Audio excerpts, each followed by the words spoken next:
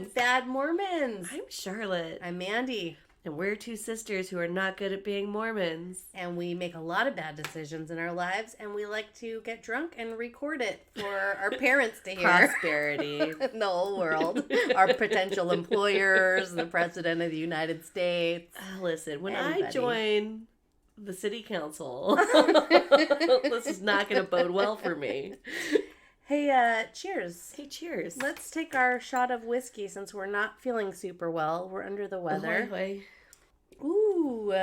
See, I can't taste anything because of not COVID, but the cold that I have, so that whiskey tasted like nothing.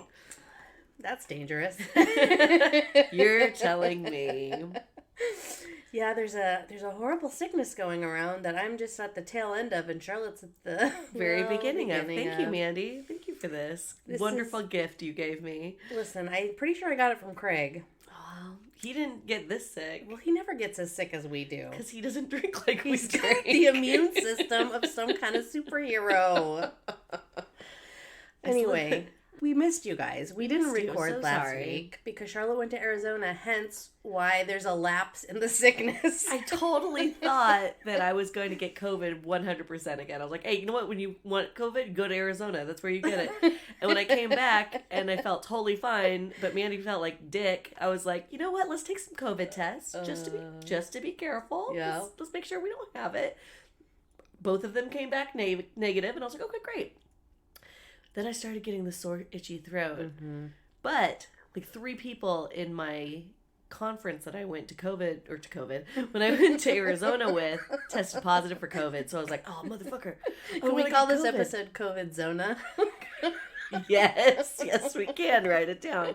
So I thought for sure. I was like, oh, it's just a matter of time. But I was being careful. You know, I took all the measures, and then I tested again a couple days later. Still negative. So I have whatever awful cold you have, Which is we've decided is worse than COVID. It's totally 100% worse than COVID. With COVID, like, you get a little brain fog and like a sore throat for a few days.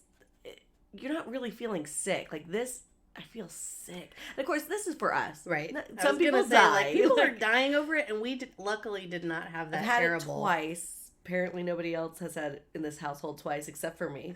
That's a whole nother story. That's a whole other story. But anyway, so my point is that we didn't have bad symptoms. But that doesn't mean that I can, go give it to other people and they won't have bad symptoms either. It just means that we have different immune systems, I guess? Okay. And I don't know if you guys know this, but Charlotte and I are actually the exact same person. 100%. We're genetically similar. If we took a DNA test, I would say we could 99.9% come back as each other. I think she's accurate. We look very, very similar. We're telepathically connected. Yeah, we are. It's really funny when we walk out of our rooms, which are right opposite of each other. Like if we're going somewhere for the day, like we're getting dressed separately in our own rooms, and we both walk out at the same time wearing like basically the exact same outfit. It's true. And sometimes we're going to Disneyland, like, so you're wearing that, huh? Interesting. It happens I have to change. a lot. Like a freakish amount. And we have a plethora of different styles too. Like we have our goth look, we have our cute polka dot dress spring look, we have our my retro look. Yeah, there's a ton of different. We like a lot of looks, and so the fact that we pick the same ones on the same days every single fucking day is weird. You know what just popped in my head? Huh. Well, hold on. Let's cheers to the patrons Hey, first. cheers, patrons. Now I'm switching over from whiskey to champagne. Cheers Great to idea. you. Just want to give you a little shout out. Thank you so much for your support, and let you know that we have a little something coming your way. Patreon likes us to go through them, so I haven't been keeping a very good record of your addresses and your contact info. Some of you I have. But I might be reaching out to you so that we can send you a little something in the mail so that we don't have to go through the appropriate channels and have Patreon charge us extra for it. Through the man. I don't want to go through the man. Plus, I kind of just forgot how I set it up and can't be bothered to remember. So. Right? We were like, oh, what can we give our patrons? Let's do something excellent. Yeah, we got something cool for you guys. I think you're going to like it. Super awesome. And for those who have not been paying attention or who have been paying attention, I have said 100% at least 5 times during this episode. So that's 5 drinks for those paying attention for the drinking game. Yeah. You know, we put our drinking game rules up on the internet a while back, and I think a lot of people thought that I made a typo in the infographic that I created, because there's one rule that says take a drink, or what it says, call our mom or finish your beer. Right. And a bunch of people have been like, oh, give me your mom's number. Like, don't you mean call my mom? I'm like, call no, we mom? meant our mother. No, we want you to call our mother. Because it'd be really, she'd love it. I was going to say she'd hate it, but then she'd be like, I'm just kidding. People are paying attention to me. This is great. You'd have to start the conversation with like, did you hear the latest episode of Alex Jones? And then you're not going to be able to get rid of her. Good luck getting off that phone call. Mm-hmm. So maybe you should think about drinking your beer instead. Right. Just finishing your whole beer.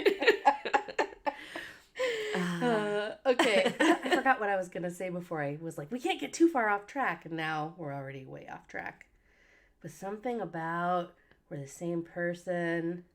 And my brain is fried. I don't know. I'll think of it later. Well, I can go into repenting. I repent for not coming on last week. I did have this brilliant idea because my one of my really good friends who's a hairstylist, and we usually room together during these events that we do when we go out, is a QAnon Trump-loving flat earther who I just adore, which makes no sense. She seems real nice. She's so fucking nice. And she won't argue with you. She won't, we don't call each other stupid or, whatever. Like, we actually say if she and I can be as good of friends as we are, then there is hope for humanity yet, right? That's nice. I like that. Yeah. And she 100% wants to come onto this podcast.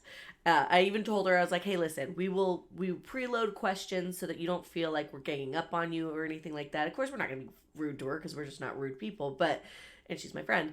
But I was like, whatever makes you comfortable, we'll do it. So she's totally into it. And actually, when we were in Arizona, my other friend Susan, who's more on our level as far as liberal, but she used to be a super born again Christian who actually got, I'm not gonna tell her stories, but she's got some really, really good ones. Oh, I can't wait. She also would like to be on the podcast, so I had this great idea. I was like, hey, we're all here in Arizona together, we'll just call in and do it. But then I got too drunk, so I didn't, and I apologize and I repent. I was thinking today about how it's Easter, and instead of making out instead of out making, we're not that kind of family. No. Actually, we just talked about, me and Mandy were watching a movie last night. We're like, I'm so glad we're not a kiss you on the mouth kind of family. Yeah, no. What were we watching? I forget, but they kept kissing each other on the mouth. And it was weird. Nightmare on Elm Street. Oh, yeah. And she's like, I'm going to school, mother. Goodbye. And then kissed her on the mouth. Yeah. And we're like, ew, gross. So weird. We're not a naked family, and we're not a kiss you on the mouth family. Yes, exactly. Praise Jesus. Hallelujah. Anyway, it's Easter, and instead of being out making new memories, we're just going to tell you stories of our old memories while we get drunk. This is a memory that I will not remember later because I'm already drunk. In the words of my ex-fiance, the wise man, Jimmy Jammers, Dark circles.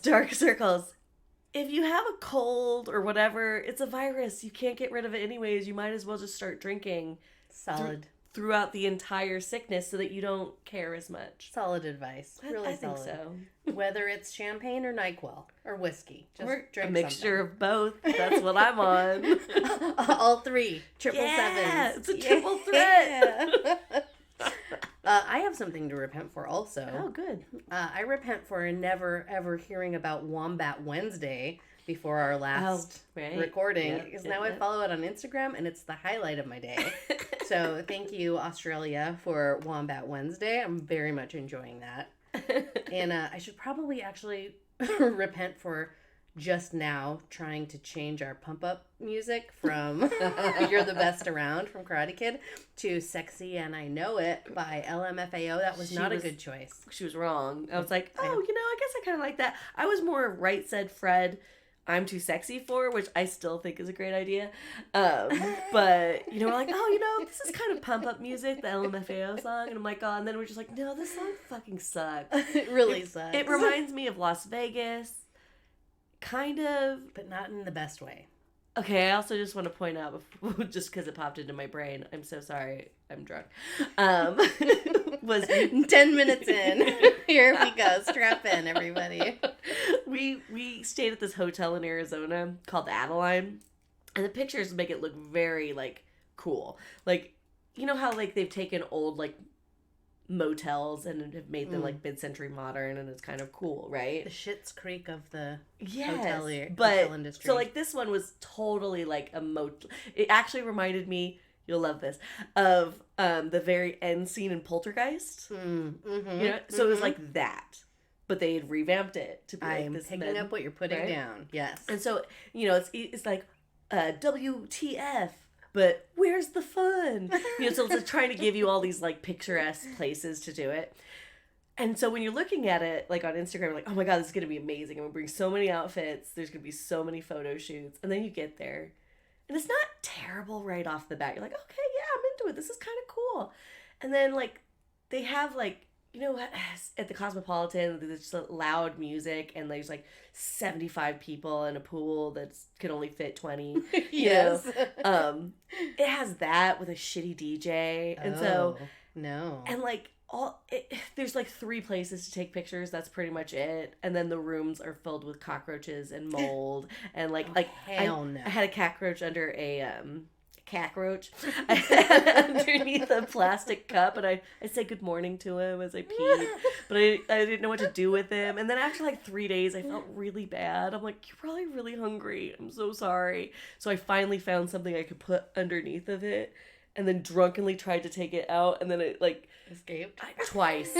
But I caught it twice, I think because it was weak from eating the food. I'm like, oh my God, no! And then I get it back underneath the paper and the cup. And then I took it outside and I just let it. I was like, you can live outside! And I threw it off the balcony, and I think it should be fine. Because people are like, will you just flush it? I'm like, normally I would, but I think I've tortured it long enough. When I very first moved to Hawaii, Laurie moved with me to help me, like, you know, move all my stuff in or whatever. And we stayed. I didn't know anything about the place. I just picked the only place that would let me have a dog that I could afford, which was for my Hawaii peeps, the Pagoda Inn. Which you may know as a, you know, fan favorite of the homeless and the sex workers. Not that those two things are correlated in any way, but it's a dive. And there were so many cockroaches, and I'd never seen the big B-52s before. And this was like a place where people stayed kind of long term, so it had some like shitty Walmart dishes and stuff in there, like a bunch of mismatched shit. And we saw, I'll never forget that first cockroach, and we were like screaming, what do we do? What do we do? Me and Lori both running around. Dexter's barking because he used to still bark back then. Because he was still alive back then. Yeah, and Laurie went and grabbed a cup, a glass, you know, see-through tumbler cup out of the kitchenette and like covered it. We were like, oh God, what do we do? And we deliberated about it for, I don't know, 15 minutes until we saw the next one. And by the next morning, there was like every single glass, toilet paper tube, plastic bag in that place was covering a different cockroach. Because they're so big, you're like, oh, I can't, it'll eat me. What do I do? I'm not going to touch it. Gross, cockroach. It's got feelings. I don't know. Now, it's got wiry bits that'll feel you. Of course, that changed quickly. I was going to say, so on top of my plastic cup was just one Delight creamer. In case it tried to jump. Oh, we should get to Mormon Corner. Okay, I'm sorry. I'm almost finished. Oh, I'm sorry. My point was, I got distracted because I remembered the cockroach. The cockroach. It was a combination of Las Vegas, a bunch of beautiful people. Apparently, this is a place in Scottsdale to go hang out. You have to pay $30 to get into this pool, so you could pay for overpriced drinks, right? Ew. And the then cockroach place? The cockroach place. Of course, they're not staying in the rooms. They don't see the cockroaches. They're just at the pool. And then it's a cross between Las Vegas, Palm Springs for the mid-century modern, and Riverside, or as we like to call it, the 909. Because the type of person that wants to hang out there is also not my favorite. Face tattoos. Yeah, it makes sense. And like, it's just like, oh, it's super trashy. But yeah, so that was my Arizona experience. So. If you're gonna make a boutique hotel, take a note from the dive. Yes. Have more available loungers and spaces than you have guests. Right. And it's the perfect combination. Oh, yeah, okay. So then the water was so murky with sunscreen. Oh, hell no. That it was just so gross. And at one point, and this is also the class of people that were staying there, somebody's full size, they were just drunk. They saw it. They didn't do anything about it. Their food that they were finished with somebody kicked it in the pool by accident, so there's French fries floating everywhere. And my friend Susan, no, not Susan, my friend Mindy was like just picking out fries because she was drunk and having a good time. She's like, whatever, I'll pick up the fries. But like, pick up your own fucking trash. Gross. So anyways, I can't say that I recommend that hotel. What's the name of it? It's called the Adeline in Adeline. Scottsdale, Arizona. Okay. Good. Noted. On paper, that shit looked amazing. In person, no. You've done your good deed warning the internet. 1.5 stars by Charlotte. All right, I've got a really special treat for you for Mormon Corner. Oh, hooray. It's something new, and it's something I haven't told you about, so... I fear change. So get ready. Here's what the cover looks like. It's a new book that was sent to us. Well, we didn't get the original book because it's very rare and hard to find, but we got a PDF file of the pages scanned of this book called The Women of Mormonism. Oh, good Lord. I'm showing Charlotte the cover right now. It's sort of like an old-timey Western embossed cabin situation where you see... I'm getting a paint your wagon kind of feel from it. Yeah, it looks like a spinning loom maybe, and 1, 2, 3, 4, 5 women, 1 man. Interesting. Very curious. 1, 2, 3, 4, 5, 6, 7 children. They could do better. What are they, just getting started? This is their starter family. Anyway, I will certainly make this the cover of the episode so you guys can see the glory of what we're talking about. And thanks to our listener for sending this to us because I want to mention too, this is the same listener who sent us classics such as the Mormon Trail Cookbook. The Miracle of Forgiveness. So, yeah, thank you so much for thinking of us because this looks like a lot of fun. The copyright is from 1881, if that gives you if that can paint the picture of what the cover looks like. I wasn't born yet. 1881. Oh, okay, maybe. 1881. I clearly wasn't born yet. I was like, I wasn't fucking born yet either. How old do you think I am? I don't know after all of the stuff that's been marketed to you on Facebook. Chest wrinkle cream? Are you fucking kidding me? I don't care. Who cares if they have chest wrinkles? Old people, Mandy, they care.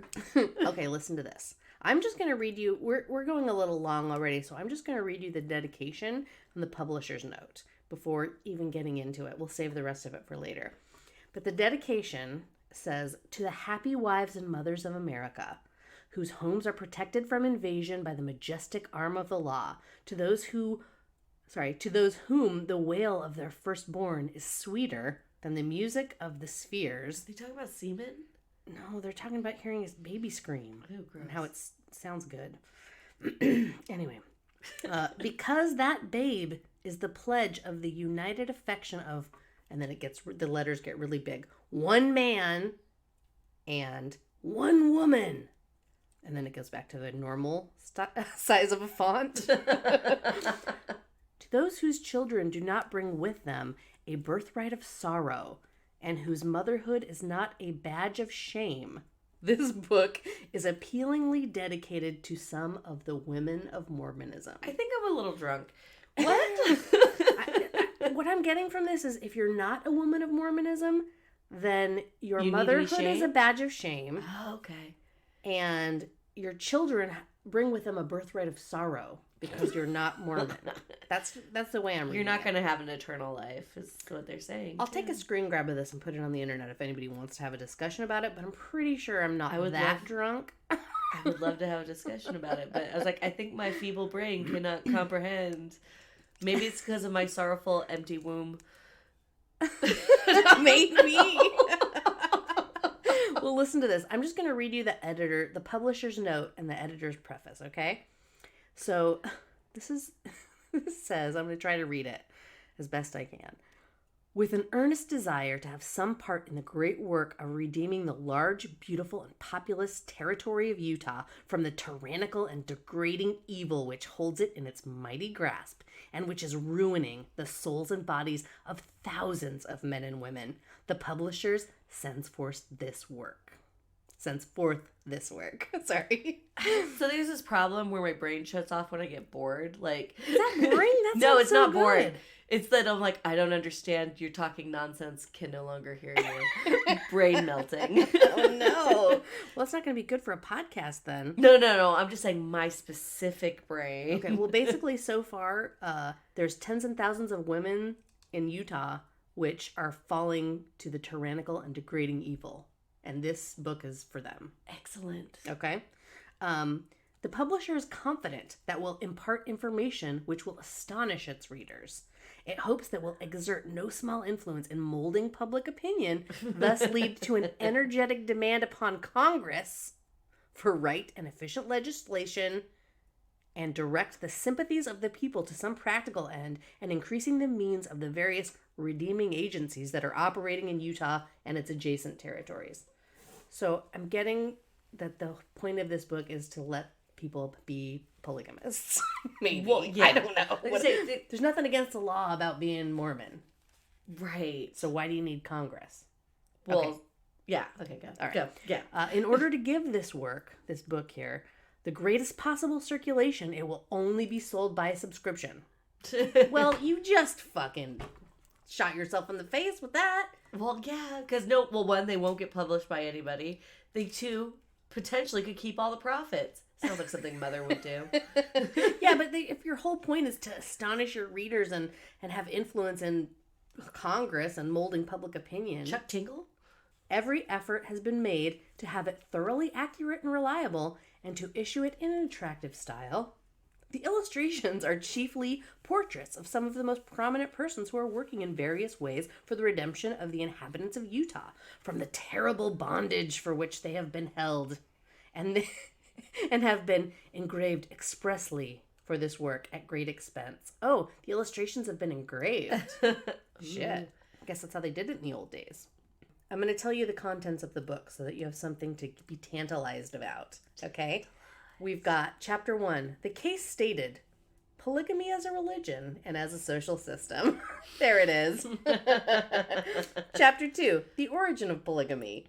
Chapter 3, Polygamy Propagated. And Chapter 4, Classes of Mormon Women. And Apostates, the Anti-Polygamous Mormons. I also just want to say, too, when she sent this to me, I did not actually read it or look at. I mean, I looked at it and I was like, oh, I'm going to save this and do it for real on the podcast because I wanted the reactions to be genuine. But just looking at the cover, I was like, oh, come on. Yeah, well, come on. Come on. Yeah. And it's not like a real easy thing to see. Like, there's not enough definition in between things. It looks like a blur. It's right? old, but you Like, really have to scroll. It's like a really bad, like, Popular Mechanics. That's not at all what it looks like. It's what it just reminded me of. That's why it popped in my brain. Anyway, so, yeah, we've got a lot of fun stuff to read for you, and I'm sorry that we didn't read any of it because we're obviously apparently drunk already on Easter. Listen, it's Easter. The NyQuil's kicking in.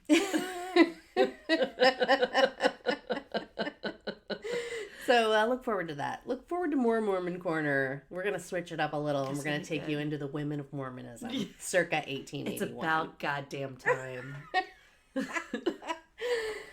I am it's a little warm in here. It's a little... Champagne's kicking I'd in. open up the window, but the 909's out there, and... I just spilled champagne on myself. Well, I'm cool Here, now. you can have one of my many tissues. I'm cool now. It's fine. Let's get into cool shit. So last night, Mandy went to bed around like 10:30 right after we watched Nightmare on Elm Street, which I was shocked. I was like, so early still. Sick. Oh, and I was going to say, I was sick, but I just wasn't quite sick enough yet. So I stayed up till 2 a.m. watching every episode of Russian Doll, and it was so good. I loved Russian Doll. And everyone kept telling me, like, Charlie, you need to see Russian Doll, and I saw it all over, like, Facebook. Like, oh, Russian Doll's so good, blah, blah, blah. And I just kept thinking of those Russian nesting dolls, right? Yeah. Which they do kind of reference at some point. Right. So, like, here's what I had in my brain of what that was about. Was she was a spy in Russia, and that she lost her memory, and that, blah, I don't know. Like, it just kept going. Like, I didn't know exactly what to expect, and I was pretty good about, clearly it's been out for a long time. Mm-hmm. They're already starting on season 2. that I was just like, oh, I'm going to not watch it. But I had no idea what it was about. And then I was like, oh, it's just a normal ass fucking kind of not thriller suspense thing. It's like Groundhog's Day, but better. I wouldn't say better, different. It's a great show. I loved that show. I'm trying to remember, like, Natasha Lyonne was fucking amazing in it. She's pretty fucking awesome in everything she's in. That's true. So there's that. I'm actually glad you brought it up because now I kind of forgot that it existed because it's been so long. I'll toast watch it again. So yeah. You know what I have for cool shit? This is something that our longtime listeners will appreciate. I had no idea that there was such a thing as a disposable urinal that you could keep in your car or camping gear or festival backpack if you're at Coachella this weekend. It's like basically a little bag with some kind of crystals in it, like Capsorb or something, that absorbs your pee, but it absorbs like a lot. Because remember you were telling everybody the story about medieval times and how you and your friend had to pee in the back of the cup and then throw it out the window? Yes. So this is a thing that it's unisex, so it fits men and women and kids. So I can squat over it? No, you can just like suction it up to your veg and then wait, hold on. Pee. Is it gonna be like a paper cup that goes over the area? No, or... it's like a So I ain't sticking any tubes in there. No. Oh my god, it's not a tube. It's not a catheter. Girl, it's a bag. Okay. Filled with some crystals, and it's got imagine like a jock cup. Okay. Sort of face shape. Not exactly like that because it's unisex. It's like a funnel. Well, a funnel, but an elongated funnel with like a narrow top, like a peach. Okay. Kind of, right? So and so any gender can use it, no matter what. Okay, go on. Stick it up there. You pee. The pee immediately touches the crystals and it turns into a gel. Right. And then you ziplock that thing up with like the diapers. Thing that's already provided and you set it aside until you can dispose of it. That's called a diaper. No, but it's not. You don't wear it on your body. You should, though. If you're ruining my... Okay, I'm sorry, go on. Can you... You're in traffic. You're on the 405 and you need to pee and you have nothing to do. Now there's a cup or a bag you can buy from Amazon. How big is it? It holds 2 16 ounces of liquid. How am I going to sit on that? 2 8-ounce bottles of water. Okay, so like... It'll hold enough of your pee. It's like, does it look like a sock? If I'm driving, how does this work? Exactly like I just explained. It's a bag. But the bag is going to sit underneath my butt. You know what? I ordered some, Charlotte. I ordered some from Amazon so that you can try it yourself. I'm gonna. The next time that we're in a situation. Because it happens No, we're just going to try it. Are we? Well, of course, we'll try it in the backyard first. And film it. No, I'm just kidding. Are you at a Ren fair where the porta potty line's too long? Are you at Coachella? Are you camping? Are you just stuck on the 405 trying to get to the Magic Castle? I feel it now. Which I have a membership to now, by the way. I hear that you can't dress down. You can only dress up. Of course, yeah. We'll get to that on the we don't have enough time to go into all that whole situation. That'll be saved for next week. Anyway, cool shit. I just wanted to tell you, this was supposed to take 30 seconds. There's a disposable urinal you can keep in your car. I'm fascinated by this. I understand the science, which is the first. And it's like made for us. Right? Because there's one time when no, they're maxi pads. That's what it is. I was like, why does this sound so familiar? It's because if I ripped into one once with putting water into it, and I saw that it gelled up underneath of the maxi pad. So it's essentially that same kind of thing, only it's for pee and not just your menstruation. Yeah. So it'll handle large amounts of liquid. Here, interesting. I'll show you the picture. Okay, so it's pretty big. I can't sit on it. No, it's not. You're not sitting. I'm talking about when I'm driving. Oh. And I need to pee in it. I'm sorry if my brain didn't translate that well enough. So right, I can do it, but I have to sit on the very edge while I'm driving. Yes. Well, it hangs over the other side like a big schlong. Yes. Okay, yeah. I'm just giving the listeners something to envision. You're welcome. So we'll do more to come on that because we're going to do a review. We're going to do a product testing and a review. I have another thing for cool shit, if you don't mind me just going right into it. Charlotte likes to play Jesus Christ Superstar on Easter, sure do. Which I'm not mad at. I'm in love with it. Jesus Cristo Superstar. So we're listening to Jesus Christ Superstar this morning. We're getting ready for the podcast. and the song Heaven on Their Minds comes on. And which, you know, it's a varying tempo song. It's got different parts, you know, different like compositions. But the beginning part, the beginning intro, if you really listen to that, it sounds exactly like a Tool concert, but just on like 1.5 speed. Like, it sounds like a peppy, snappy version of a Tool song. You know what? I didn't see what you were saying at first, but then once you put the Tool on afterwards, I was like, yeah, I see it. So that's your homework this week. Go listen to Heaven on Their Minds, Jesus Christ Superstar, and tell me that intro does not sound like a goddamn Tool concert, and I'll give you $10. Okay, let's go to this motherfucker. This motherfucker. I've got nothing for it. I hope you have something. I have so much shit, but every single thing I have deserves more than just like a bullet point. We missed a week last week, so there's like a ton to catch up on. It's like from the most mundane, stupid shit like Greg Abbott trying to stop produce coming into the country. Oh, yeah. Apparently I do have something for this motherfucker. Yeah. Oh, yeah. The whole Greg Abbott stopping the trucks thing. Trump endorsing Dr. Oz for some sort of like position and of influence. I don't know. To like the Patrick Lyoya getting murdered by the police during a traffic stop. Yeah. Execution style. What? The man actually pulled over in a neighborhood because he was having car trouble, and the cops came up and like, hey, there's a black man in I'm just assuming white neighborhood. I don't really know. But he was on the ground. Apparently he was on the ground and was shot in the back of the head by the police. Jesus. Yeah, Patrick Lyoya. Fuck that. Complete bullshit, right? I mean, there's like 10,000 people who were immediately murdered by a bomb in Kyiv from Russia. Like, there's just like all this terrible, horrible shit.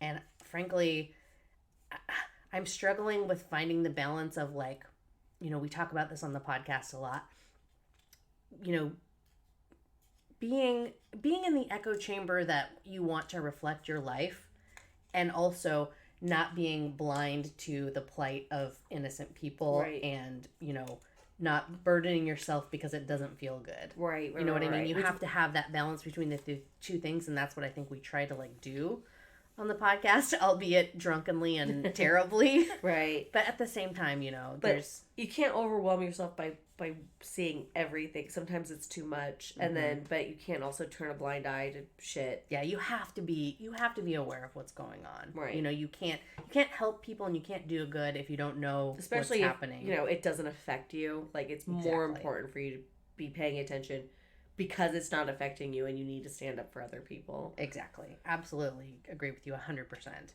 So anyway, there's a lot of that shit going on. There's one thing in particular that's sort of, I don't know, who knows what's better or worse to talk about, but that's really, really been troubling me and it's happening in California. It's happening in Los Angeles, and it's happening in Santa Ana, and it's happening all over California, where basically people are starting to understand their rights as far as it pertains to filming police. You know, as long as you're not interfering with what they're doing, standing a respectful distance away, whatever it is, like, you're allowed to film what they're doing. And I'm coming from a position, you know, obviously, I'm not anti-cop by any means.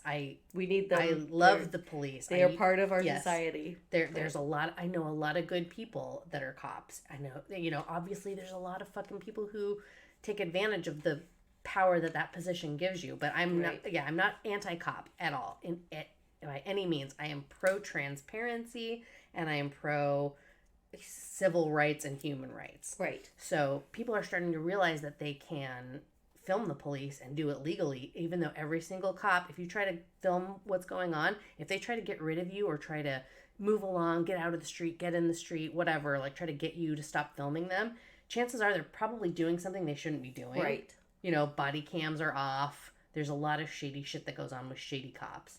And so there's this guy that I'm following on Instagram called Mr. Checkpoint.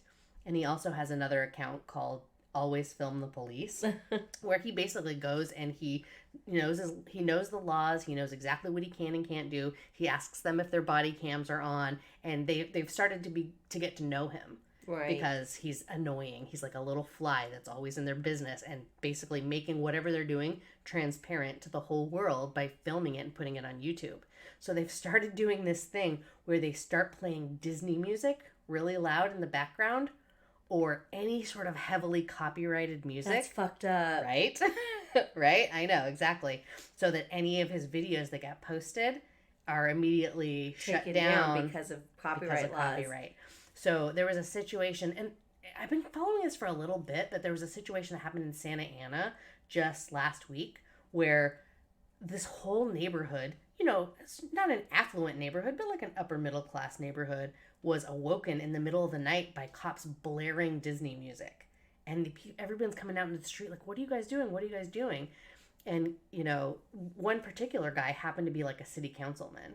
Oh. And, you know, he's like, what are you guys doing? Oh, well, you know, we've got this guy here who videotapes us and puts it on YouTube, so we have to do this so that he's not allowed to post it or whatever. And the city councilman's like, do you know who I am? And the guy's like, well, yeah, you're city councilman so-and-so. Yeah, this is bullshit. You cannot come into my neighborhood and represent our, you know, operation like this or whatever. Right. You're here to serve and protect, not to hide your shady ass fucking behavior. Exactly. And he shut that shit right down. But that's very commendable. Right? So that's been going around California, at least where we live in California lately. So it's really got me thinking, like, on top of all of the horrible shit that's happening in the world, the fact that there's enough police out there that think it's appropriate to take measures like this in order to not be transparent about what they're doing. Right. Go fuck yourself. Yes. You know, like I said, I appreciate the cops. I know that there's a lot of good ones out there, and I've relied on them personally more times than I can count to help me, and I'll be eternally grateful for that.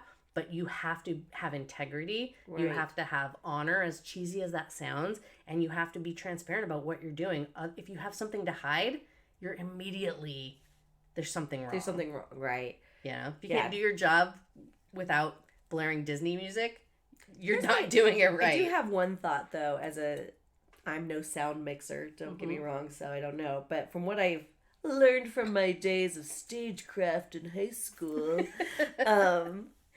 technically, you could still film the whole thing and take that background. Maybe they have to be separate tracks. I'm not sure. But I think you can take that down and leave the thing. But you have to be savvy as far as sound mixing goes. If you normally on a cell phone, and I would never know this if we hadn't started doing this podcast. Right. On a cell phone, you have one setting for audio. It's either on or off.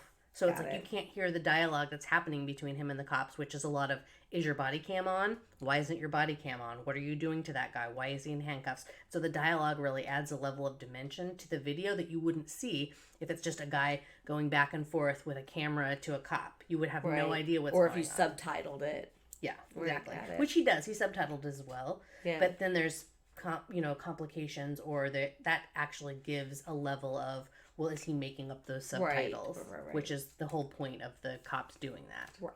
No, that makes total sense. Well, fuck those fucking cops. I was saying, like, cops have also helped me quite a bit in my life, but they also have not helped me, and I've seen them favor the rich white man. Not that I'm a person of color, I'm not, but I'm a woman. And like, it's like, oh, well, fuck you. Like, this guy owns a house, and it's his house. If he wants to smash a fucking meter or whatever, it's his house. He can do what he wants. It's like, no, that's public. It's not public property, but that's a meter for a company. You can't just... there's cops. I hear you. There's piece of shit cops out there, too. There are a lot of piece of shit cops, and what you're talking about and what I'm talking about are happening kind of in the same area of the country, which is Orange County, California, which is... I don't know if you saw me posting that thing about that woman walking around with a fucking swastika on her arm around Laguna Beach, Laguna Hills. Yeah, Laguna Hills. Fucking, which is actually, Laguna Beach would never fucking stand for that shit. Laguna Hills, I don't know, maybe. Yeah. Laguna Beach is, I'm sorry. Apologies to Laguna Beach. You're right. You're absolutely right. And I'm sorry for Laguna Hills, but, there's a lot of fucking old people in there. There's a lot of racist people here. A lot of racist people. It's Orange County. Like, I was on Am I the Asshole? Whatever, on Reddit, which I love. And there was one that was just saying, me and my girlfriend, like, I'm white, she's black. We live in Los Angeles. It's very expensive. And she works from home. I have to commute 40 minutes to work. I think it would be better for us to move to Orange County, where it's closer to my job, but also, you know, less, you know, crime and whatnot. Because, you know, Los Angeles isn't the safest place either. Mm-hmm. But she's like, no, I don't want to have to go 40 minutes out of my way to see somebody who looks like me. And I'm like, I 100% understand where she's coming from, because there aren't people, I mean, other than Mexican people and Asian people, but there are really not any black people here. And I totally get that. But the other problem is if you don't move here, we can't have more black people. But I get it, there's fucking racist people here. But I feel like if there were more black people here, they'd just fucking get over it. They'd eventually realize that there's no difference between fucking human beings, because we're all fucking human. I don't know. It's one of those things. It's just like I don't know. The only thing you can do in that situation is try to be the change. You know, as cheesy as that sounds, like, you just have to try to be the change. And, you know, we can say what we want to the echo chamber of the internet right now. We can, you know, do what we do on the streets and in traffic. And I can drive like an asshole and ruin 30 people's day. Or I can just be nice to the actual human beings that I encounter face to face. And like, you know, I think just being aware of it and being conscious of it and trying to model behavior that's more in line with what you want in your life is the only thing you can really do. Right. All right, let's hear a word from our sponsors, and then we'll tell some really short, funny stories. Fantastic. And we're back. Hey, happy Easter. Welcome back. Happy fucking Easter. Happy Jesus Zombie Day, which I know that there's been much debate about. What kind of debate? It's like somebody was trying to say, like, he's not a vampire, he's not a zombie, he's a shit. Now I gotta find the meme, but he's a ghoul of some sort. A deity that's been resurrected by his all-knowing magic sky daddy. Well, I mean, that's what the Christians want you to think, but if you go to other parts of history, and I say that in quotations, I mean, it's all history if you really want to get down to it. Again, quotations. Do you want to hear my history? Yeah, I'd love to hear it. I was like, what kind of Easter stories can we tell that we haven't already told? And then I realized I might have already told the story, but I can't remember because it turns out we've been doing this podcast for 95 episodes. Oh, nice. Mm-hmm. Okay, so yeah, because sometimes we tell stories to each other, but did we record it? I don't fucking remember. Yeah. So we've kind of decided at this point that this podcast is more of like a living thing versus a historical document. Hold, please. So anyway, speaking of history, it feels like ancient history now. I want to tell you about my favorite Easter memories in San Francisco, which was the Hunky Jesus contest. God, that sounds so fucking rad. That was held in Dolores Park in my neighborhood. So here's the thing about living in San Francisco. Just to preface this, I made so many good friends in San Francisco that are still close to me to this day. I had such a great time living there. It was so much fun. And it was so short. I only lived there for 5 years. But it really makes a difference in that city what neighborhood you're living in. I guess like anywhere else, right? So I was living in the Castro. We're right between the Castro and the Mission. I was like 2 blocks off of Dolores Park, 2 blocks off of Market. It was just like the perfect little haven of fucking awesomeness. Everything was right at your fingertips. Pride was like right there. It was just amazing. And then I moved over to Hayes Valley, which is also nice, but I was on like real ghetto end of Hayes Valley, which is what prompted me to end up leaving San Francisco. Okay. So it was like, I'm sure I told you, you know, like I'd be out walking Dexter and you'd have to step over more piles of human shit than dog shit on the sidewalk. I had to close my living room windows because the crack smoke was coming in. Right. And it was at that point when I was like, I gotta get out of here. Like, this isn't good. But when I was living in the Castro and the Mission, like that was epic. It was so amazing. It was tits, exactly. There was so much fun stuff that happened in Dolores Park, but one of my absolute favorites was the Hunky Jesus contest. It just sounds so fucking rad. It was so rad. So this was like have you heard of the Sisters of Perpetual Indulgence? It sounds very familiar. Yeah, it's like a performance art charity sort of situation. Anyways, it's this group of people that do basically combine drag with religious symbolism and imagery and turned it into obviously just amazing. Right. Amazing. Amazingness. Yeah. They do all kinds of stuff all over the city. But this one thing that they did in Dolores Park was called the Hunky Jesus Contest. And it was literally like, so if you can imagine, Dolores Park in San Francisco is on it's about a 2-block like scope. And it goes up a hill, a pretty steep hill that whole time. It's kind of level at the bottom, and then it goes up a hill at the other half of the park. And that back hill everyone called Gay Hill. I don't know why, but it was just like the perfect spot to like throw your blanket out and have champagne, and That's what makes it so gay. And there's a lot of like hot gay dudes that hang out there. I meant gay as in happy. Oh, I'm sorry, my bad. But you're also overlooking the city. Like you have a beautiful view of the city skyline, but yet you're in a neighborhood, but you're still in the middle of the city. Like it's just iconic and beautiful and amazing. And so that's where they have the Hunky Jesus Contest. And it's just a long line of homeless people. Could be. I don't know. You don't know.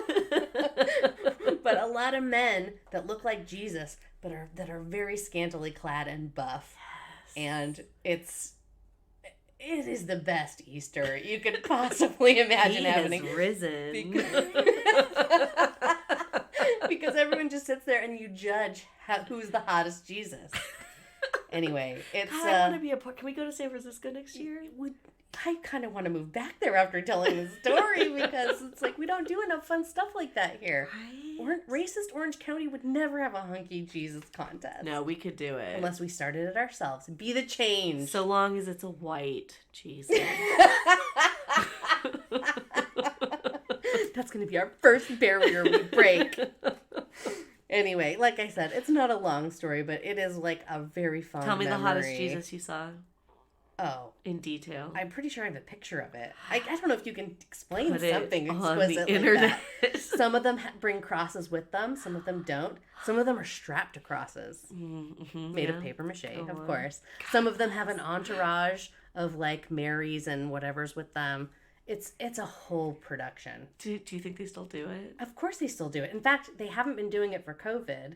But let me read you the Sisters of Perpetual Indulgence website. Let me find it real quick. I love that they have a website. It's I just gotta pull it up. God, they're doing great things for this world. We need to do things like this, Mandy. I agree. That's what I'm saying. Be the change. Okay, the Sisters of Perpetual Indulgence are a leading-edge order of queer and trans nuns. We believe all people have a right to express their unique joy and beauty. Since our first appearance in San Francisco on Easter Sunday in 1979. Nice. Holy shit. You were alive then. I was alive.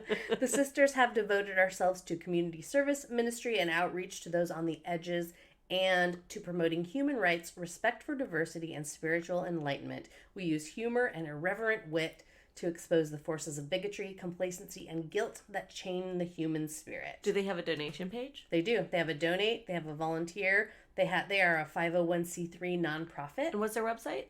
It is thesisters.org.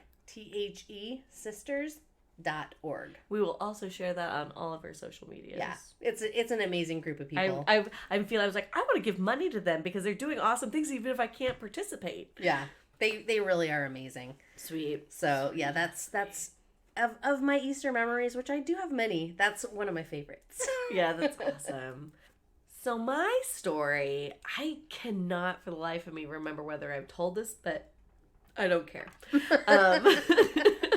And if I did, it would have been last Easter. So, I mean, unless you're listening to every single episode, which, I hope you do.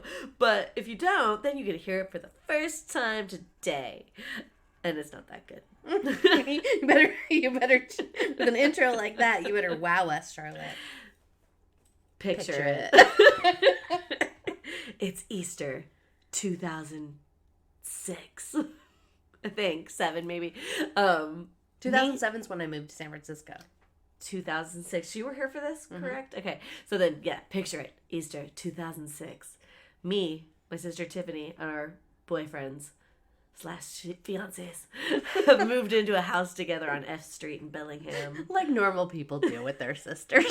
Listen, it was a sweet... Me and Tiffany happened to walk past this house. It had this gigantic yard, right? Wait, before you start your story, I just remembered what I lost my train of thought at the very beginning of this podcast. Go on. The fact that normal people don't live with their siblings when they're adults. That was going to make a joke about that. As we're coming out of the rooms, looking at each other's outfits, and how, like, as a kid, I used to look at people without kids and think that they were so sad, and now I just laugh. Imagine Dad living with his sister. That's weird, right? Exactly. Okay, now Anyway, fine. We are adults that have chosen to live with each other, not out of force, but because we like it. We like each other. What's the opposite of polygamy, but with siblings? I don't know what it is, but it should be the second name of this podcast. Done. As soon as we figure out what it is. Okay, well, now that you put it that way, yes, fine. It's better than having random weirdo roommates. Exactly. Me and Tiffany happened to be walking across this street or whatever, and we saw, like, wow, that is a gigantic yard. It had, like, apple trees in there and, like, Italian plum trees, enough room for a trampoline, and we're like, oh, it's for rent. We should think about renting it. So I end up backing out of my sublet that I was with this person out of my favorite apartment downtown, and Tiffany's lease was up. And so we decided, her and her boyfriend, me and my fiance, we're going to move into this house together. And we did. We had some epic parties in there. And our friend Matt has just some of the coolest decor, like his jukebox and, like, the bowl with the horns with the red eyes. I forgot about that. There's so much cool stuff. Yeah, dude's got style. I have to say, it was the end of a lot of relationships. But it was really, really fun while it lasted. And I want to say at this point, me and Todd, Tiffany and Matt broke up first, I want to say. Like, when you live with people, you see sides of them you might not like, and we don't always like the things that we do, so nothing against anybody in particular, but it was a dark time. Yeah. So Tiffany and Matt end up breaking up, and then me and Todd end up breaking up, as you do, and then Laurie moves in. So I don't think Laurie had moved in yet at this point, but it was us in the house, and we just were like, let's have this huge Easter party. And I want to say our friend Kate, she had made cupcakes with, like, jelly filled insides and a little topper with a toothpick that said Happy Zombie Jesus Day, and it looked like blood was coming out. It was fucking rad. And so we also put these beers, they're called session beers. It's not all over the country. I have a hard time finding them here in California. But yeah, session beers are like almost like a Coors Banquet beer. So they're short. It's like stout. a Red Stripe. Yes, exactly. Yeah. So we didn't realize this when we moved into the house, that we were supposed to mow the lawn. And then when we did know that we were supposed to mow it, we still didn't do it.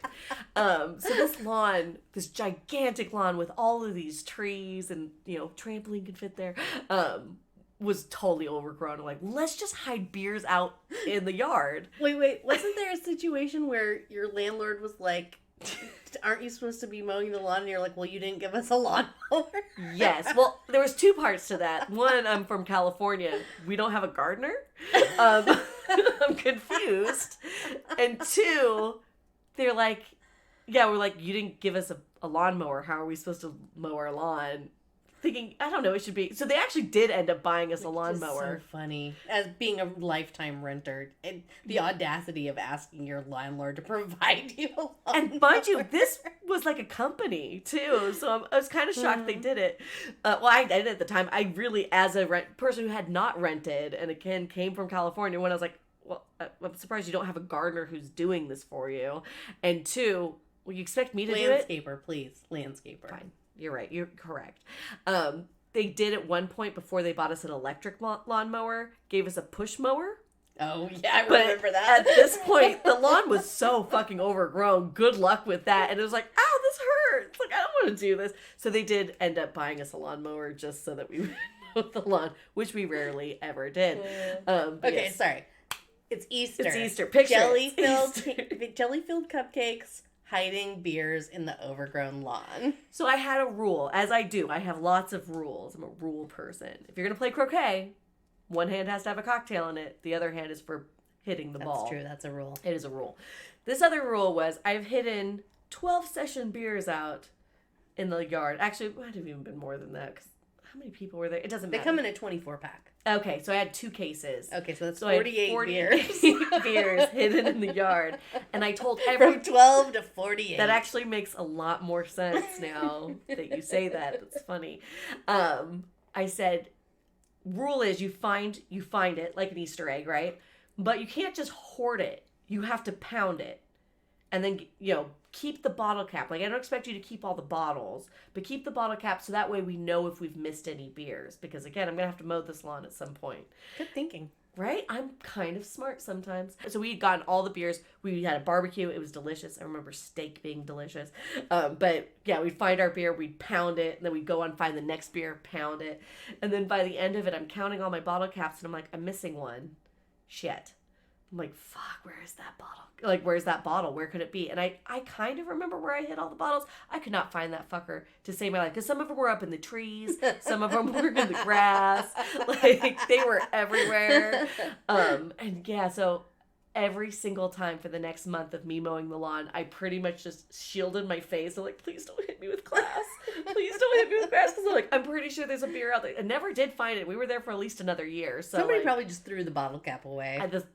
That's probably the case, especially if there were 48 of them.